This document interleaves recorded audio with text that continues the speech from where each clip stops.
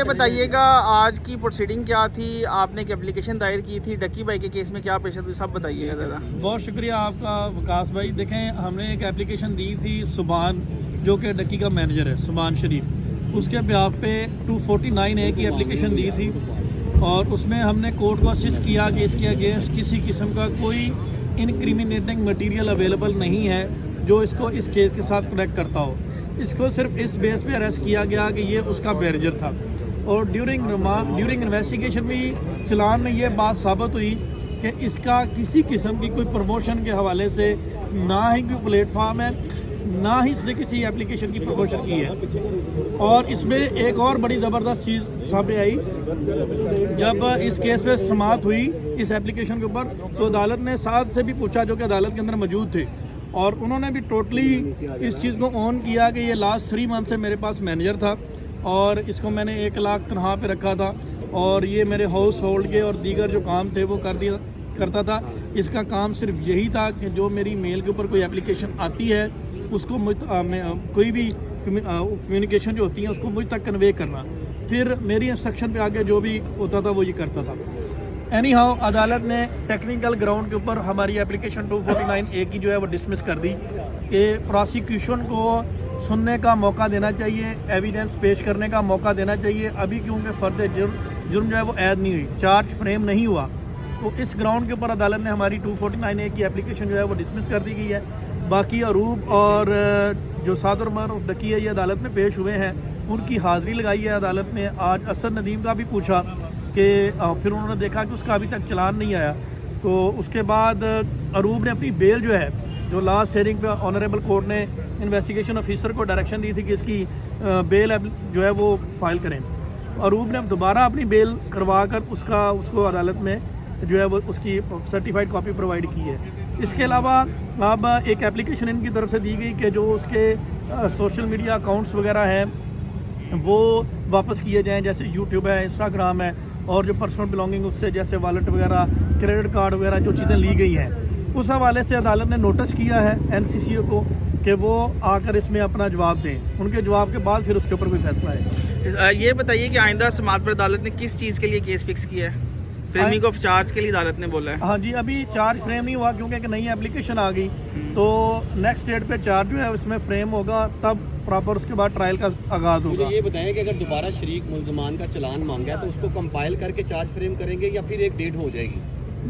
Mostly तो यही होता है प्रैक्टिकली कि उसको कंपाइल करके फिर ही चार्ज फ्रेम किया जाता है, तो वो कोर्ट डेट पे फिर वो शरीक मुल्ज़म को भी तो वो कापियाँ फराहम की जाएंगी, तो डेट हो सकती है। हाँ, डेट अभी मजीद जो है ना वो एक आधी पेशी पड़ सकती है इसमें। अच्छा, ये बताइएगा कि कोर्ट में जो सुपुर्दारी की जो बात हुई, जो उसमें ये मोबाइल और लैपटॉप्स वगैरह मांगे और ये भी कहा कि जो क्रिप्टो में जो $3,26,000 हैं वो भी उनको वापस किए जाएँ, तो क्या इस स्टेज पर ये रिलीफ अदालत से मिल सकता है जबकि ये सब चीज़ें माल मुकदमे के तौर पर रखी गई हैं?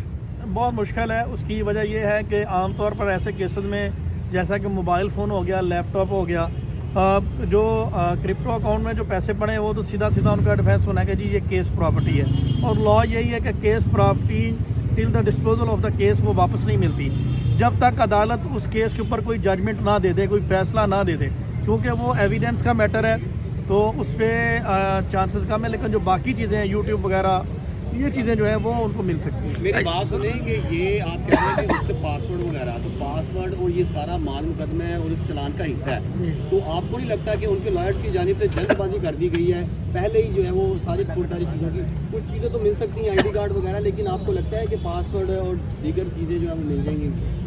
ये इंस्टाग्राम और यूट्यूब की हद तक जो है वो मुश्किल ही लग रहा है। उसकी वजह यह है कि 50-50 लग रहा है। जो रिकवरी अमाउंट है वो तो किसी सूरत मुमकिन नहीं है, क्योंकि वो तो प्रॉपर उन्होंने उसके ऊपर रिकवरी ये जो है ये उन्होंने फ्रीज़ किए हुए हैं। इसके लिए डी फ्रीज़ के लिए आमतौर पर एप्लीकेशन दी जाती है और उन्होंने सुपुर्दारी के लिए अगर उसमें दिया है तो इसमें डिपेंड करता है कि अदालत, क्योंकि वो भी प्रमोशन से लिंक है, तो इसमें मैं क्योंकि ये कोर्ट का प्रेरोगेटिव है, लेकिन प्रैक्टिकली जो हमने देखा है इस स्टेज पे वो चांसेस कम होते हैं। अच्छा, ये बताइएगा कि आपको लगता है कि इस केस के ट्रायल कंप्लीट होने से पहले डक्की भाई का यूट्यूब चैनल बहाल हो सकता है या नहीं?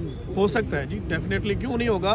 देखें, अल्टीमेटली तो विकास भाई ये केस एक्विटल का ही है, क्योंकि जिस तरह की बोगस इन्वेस्टिगेशन आपके सामने आई है, लेकिन यह है कि अभी वो स्टेज नहीं है, थोड़ा सा वेट करना पड़ेगा। With the passage of time सारी चीज़ें इनको वापस मिल जाएंगी। नेक्स्ट डेट ऑफ हियरिंग क्या है?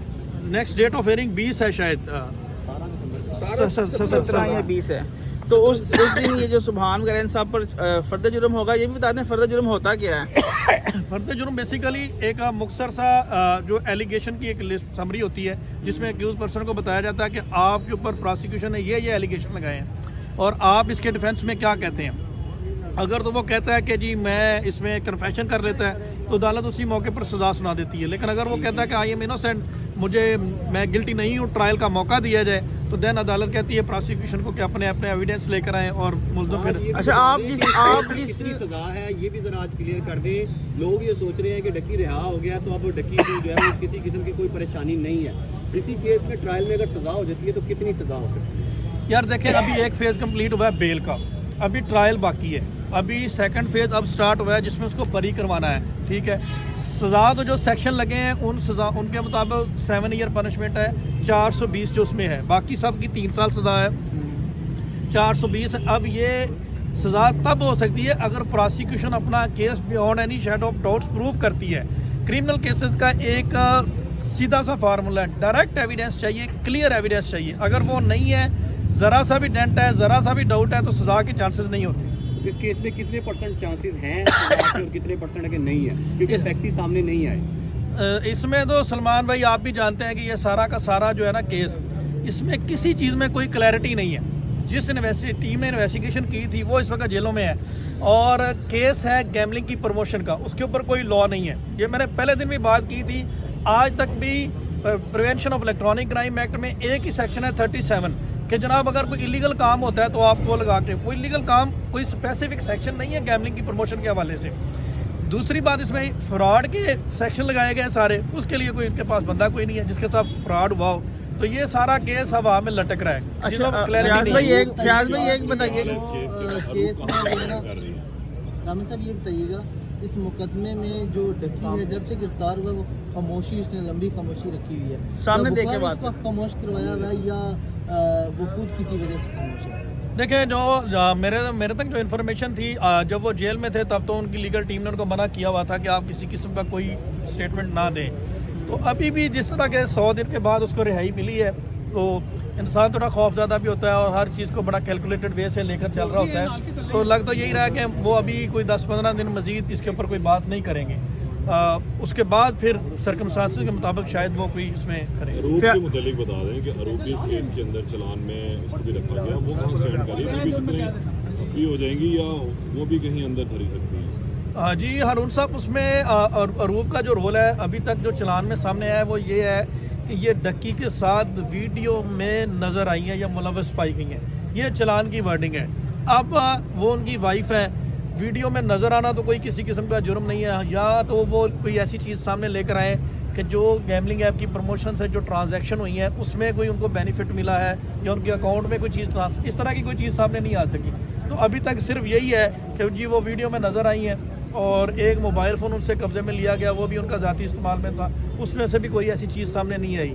तो उनका केस भी कोई इतना स्ट्रॉन्ग नहीं है। नंबर 2 में रखा गया है उनको के चलान में, नहीं, एक्यूज में रखा खाना गया। नंबर 2 में किसी को भी नहीं रखा, उन्होंने इनको गिल्टी ही लिखा, तभी तो अदालत ने बेल जो है वो कहा था कि दोबारा करवाएं और इसीलिए करवाई सेशन कोर्ट से। जी बेल दोबारा उन्होंने आज दी है ना, इसीलिए क्योंकि अदालत ने यही बात की थी कि मेरे पास जो चलान है उसमें आप खाना नंबर 2 में नहीं है, उसमें आप गिल्टी हैं और उसमें चाहे आपके खिलाफ जब उन्होंने लिख दिया तो एविडेंस फिर उनका देना रिस्पॉन्सिबिलिटी है। फयाज भाई एक आखिरी बात ये बताएं कि इस केस की जो गवाह हैं वो इस वक्त खुद जेल में हैं, तो क्या उन अफसरान की गवाही काबिल कबूल होगी अदालत में? देखिए, वो तो जेल से तलबी करके स्टेटमेंट उनका लिखा जा सकता है, अभी भी वो कोई ऐसा उसकी मोरालिटी क्या होगी, अहमियत क्या होगी, क्योंकि इसी केस पे वो रिश्वत के इल्जाम में गए हैं, तो उस केस की उनकी स्टेटमेंट की, उनकी गवाही की क्या लीगल हैसियत क्या है? ये उस रिश्वत के इल्जाम में जो वो भी साबित नहीं है। जो ये क्वेश्चन आपका बड़ा वैलिड है। जो कानून शहादत ऑर्डर हमारा एक लॉ है जो एविडेंस को डील करता है, उसके मुताबिक ये है कि जो गवाह का करैक्टर है वो नीट एंड क्लीन होना चाहिए, वो झूठी गवाहियाँ ना देता हो, रिश्वतखोर ना हो। तो ये उस लिहाज से तो फिट केस है कि उनकी गवाही जो है वो मशकूकी कंसिडर की जाएगी।